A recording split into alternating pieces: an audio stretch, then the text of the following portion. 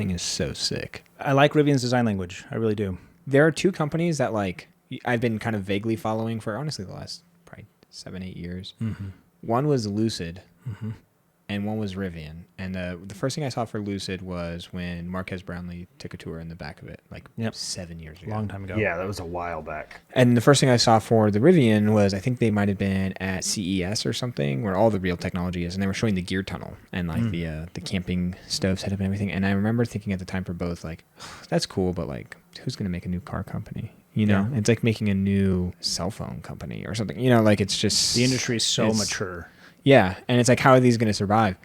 Rivian makes a really compelling product that's really handsome and priced well, especially this thing. No, you know, I don't know if Rivian actually makes money yet, but they're a real company selling real stuff. That's not that surprising to me. I saw Lucid when I was in California, and I was like, maybe I'm just not the demo, you know? Well, I'm like, who's keeping Lucid in business? Like, I get that these things are cool. I see them probably a few times a week. I think Elon Musk is keeping Lucid in business.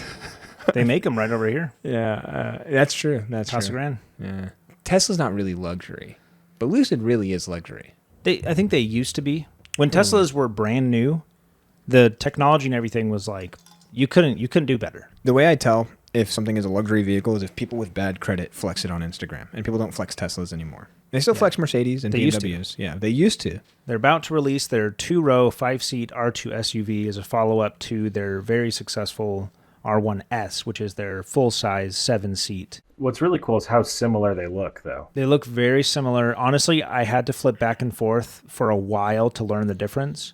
The charging port door is missing from the R2. I think it's on the back now. And the front lower fascia is a little bit different. But you have to look at them for a while to figure out the difference. When they're side by side, you can see the size difference between them. And it is a fair bit smaller. You can see just how much bigger it is than the R2. Yeah, that wheelbase is longer by, 3-4 inches? And it looks like the R2, they don't have the shark fin anymore. They've integrated the antennas into the roof. But it's very, very strong design language. Like, they did not deviate from it, which I think is smart. People like the way the R1 looks, R1S. It's not only a really well-defined design language, but it's also really different than anything else on the road. Which is hard to do. Yeah, that's really tough. Because like there are a couple brands that have that. I think Mazda comes to mind with a really well-defined design language that looks unique. Pretty unique. Mm-hmm.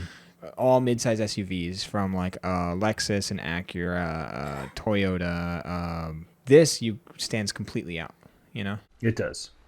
Yeah. It's being produced in the Normal, Illinois facility. They were originally going to make it in the Georgia facility, but that got delayed. And actually, their Illinois facility was just hit by a tornado over the weekend. So, but no one was hurt, and they expect to be back up to normal operations within a week. So they're chugging along, ready to get these things on the road. The launch editions are what's going to come first. They'll start at $58,000, and they're going to trickle out lower trims, as most of these brands do. They start with the premium ones. They get the highest returns on those first, and then eventually the more budget-oriented ones come later. The absolute base model one, they don't have a release date for, but they do say that one will come in around $45,000. I have a compelling business proposition for them. What if they only release the premium ones for the first year, and then after that, they stop selling them for at least a year just to take a little break? Yeah, like Jeep. Yeah. I didn't realize you were joking. I was like, that sounds like a terrible idea. What company would do that? Oh, I know what company would do that. So they're all dual motor, all-wheel drive. The launch edition, 656 horsepower, 3.6 seconds 0 to 60, 330 miles of range. It's funny, like electric cars have just totally desensitized me to like 0 to 60 stats and horsepower because it's just like, It's just a giant electric SUV that can do 0 to 60 in 3 seconds. It's not 2017 anymore. I know.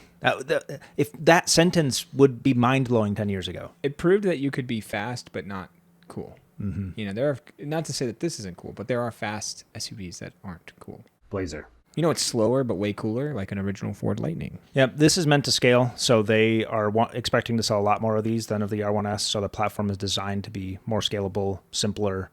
The battery manufacturing especially is meant to be more simplified so they can just crank these things out.